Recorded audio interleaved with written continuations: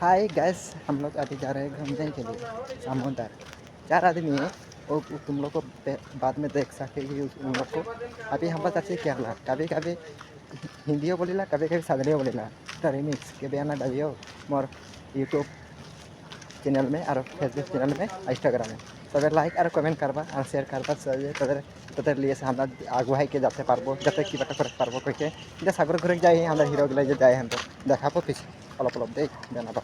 आज सुबह धमाका वीडियो बनाई है समुद्र घरे गई ना जी सब एंजॉय ये चांदर 10 गिला दुल का जे हीरो काटी ये चांदर जर्मनी पूरा बस्तिकर हीरो। हां देखो जर्मनी के मोटा का देखो भाव से देखो हो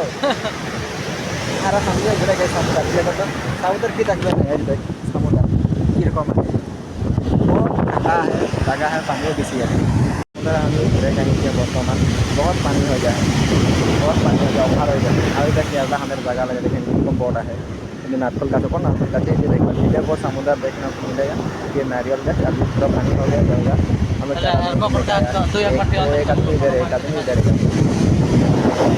लोग को बोला था आज तो बहुत धमाका वीडियो देखा गया है बोल के अभी समुद्र आ गया है हम लोग घूमने के लिए। अभी देखो बोट इधर अभी 4 आदमी इधर है अरे क्या बहुत छोटा है ना उसको देखा नहीं सकता है।